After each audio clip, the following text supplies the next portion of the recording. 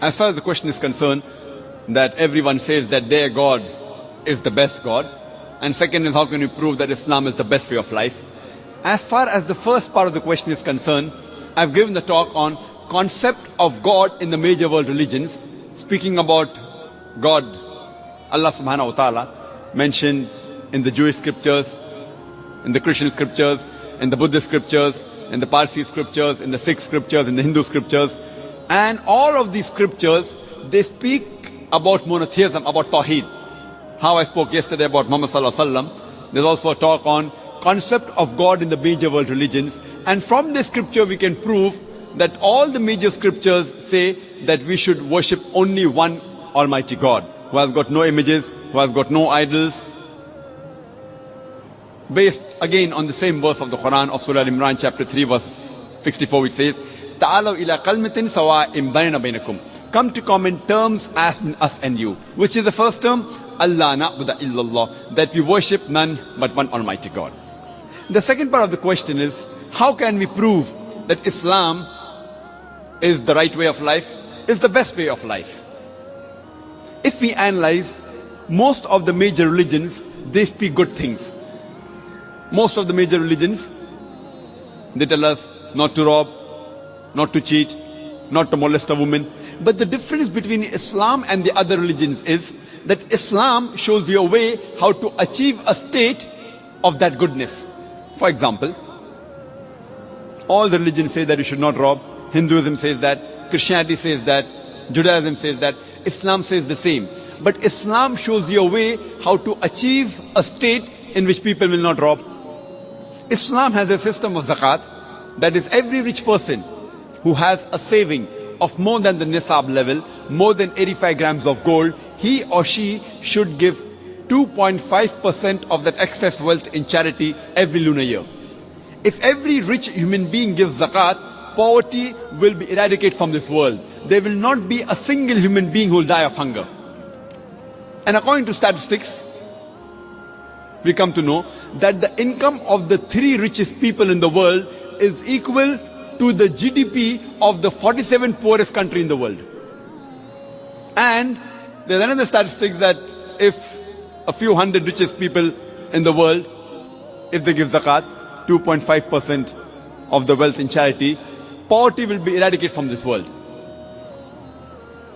After this, the glorious Quran says in Surah Ma'idah, chapter number 5, verse number 38, as to the thief, be it a man or a woman, chop off his or her hand as a punishment from Allah subhanahu wa ta'ala.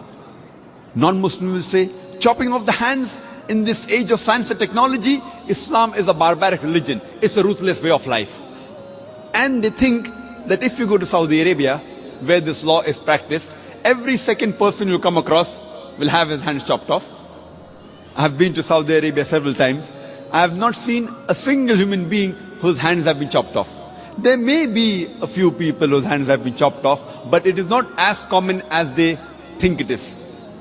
Do you know today, people look up to USA, America, as one of the most advanced countries in the world. Do you know it has one of the highest rate of robbery and theft in the world? I'm asking a simple question, that if you implement the Islamic Sharia in USA or in North America, that every rich man who has a saving of more than 85 grams of gold should give 2.5% of that excess wealth in charity, that is zakat. And after that, if any person robs, chop off his or her hand as a punishment. I'm asking a question, will the rate of robbery and theft, will it increase? Will it remain the same or will it decrease? But naturally it will decrease.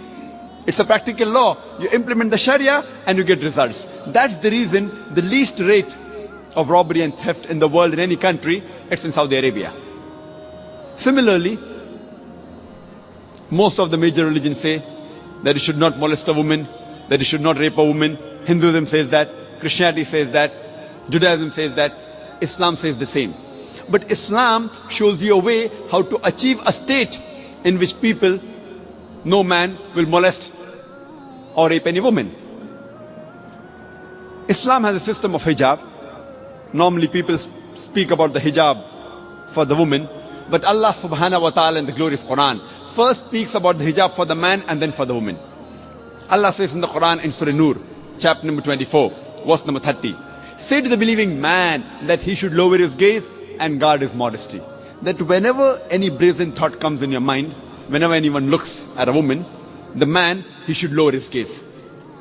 After that, the Quran speaks about the hijab for the woman in Surah Nur, chapter 24, verse number 31, where Allah says, say to the believing woman that she should lower her gaze and guard her modesty, and display not her beauty except what appears ordinary of, and draw her veil, a head covering, over the bosom, and display not her beauty except in front of her husband, her son, her father, and a big list of mahram, the close relatives who she can't marry, is given.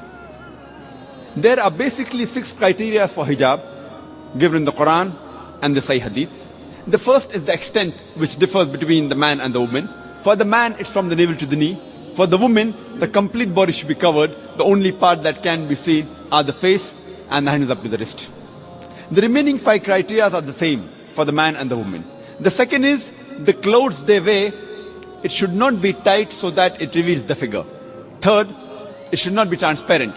Fourth, it should not be so glamorous so that it attracts the opposite sex. Fifth, it should not resemble that of the opposite sex. And sixth, it should not be a sign of the unbeliever. And the reason for hijab is given in Surah Ahzab, chapter 33, verse number 59, where Allah says, O Prophet, tell your wives and your daughters and the believing women that when they go abroad, they should put on the cloak, so that they shall be recognized and it will prevent them from being molested.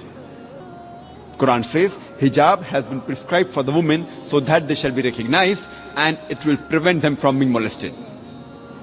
For example, if there are 2 twin sisters who are very beautiful or equally beautiful, and if they are walking down the streets of Toronto, maybe Yonge Street, and if one twin sister, she is wearing the Islamic hijab, the complete body cover except the face and the hands up to the wrist, and the other twin sister, she is wearing the Western clothes, the mini skirts or short, and if round the corner there is a hooligan, there is a ruffian who's waiting for a catch, who's waiting to tease a girl, which girl will he tease? Will he tease the girl wearing the Islamic hijab, or will he tease the girl wearing the mini skirts or short?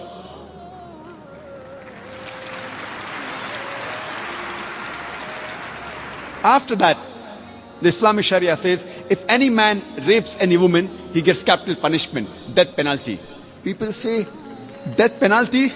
In this age of science and technology, Islam is a barbaric religion. It's a ruthless way of life. But when I ask this question to thousands of non-Muslims, that God forbid, if someone rapes your mother, rapes your sister, and if you are made the judge, and if the rapist is brought in front of you, what punishment will you give him? And all of them, 100% said, we will put him to death. Some went to the extent of saying, we will torture him to death. So why these double standards? Someone rapes your mother, your sister, you want to put him to death. Somebody rapes somebody else's mother or sister, you say death penalty is barbaric law. Do you know, according to statistics, USA, which happens to be one of the most advanced countries in the world, do you know it has one of the highest rate of rape in the world? According to the FBI statistics, in 1990 alone, on average, every day, 1,756 rapes took place every day in the year 1990. According to the US Department of Justice, in the year 1996, on average, every day, 2,713 cases of rape took place. In the year 1990, 1,756. In the year 1996, 2,713. Maybe the Americans got more bold. That means every 32 seconds, one rape is taking place in USA. You know, we are here in this auditorium, maybe for the past 6 hours. Already 600 rapes may have taken place in USA till the time you are here. I am asking the question that if you implement the Islamic Sharia in USA, that if any man looks at a woman, any brazen thought, any unashamed thought comes in his mind, he should lower his gaze. After that, every woman should be properly covered, complete body, except the face and the hands up to the wrist. After that, any man rapes a woman, capital punishment. I am asking the question, will the rate of rape in America, in USA, will it increase? Will it remain the same or will it decrease? Will it increase? Will it remain the same or will it decrease? It will decrease. It's a practical law. You implement the Sharia and you get results. That is the reason I say Islam, besides speaking good things, it shows you a way how to achieve the state of goodness. Therefore I say that Islam is the best way of life.